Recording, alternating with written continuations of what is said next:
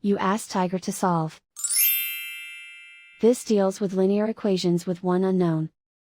The final result is u equals 9. Let's solve it step by step. Simplify the expression.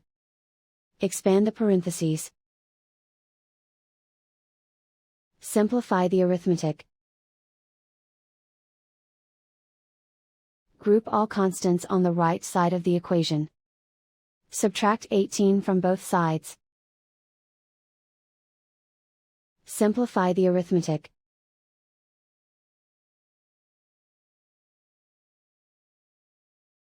Isolate the u. Divide both sides by 6. Simplify the fraction. Find the greatest common factor of the numerator and denominator.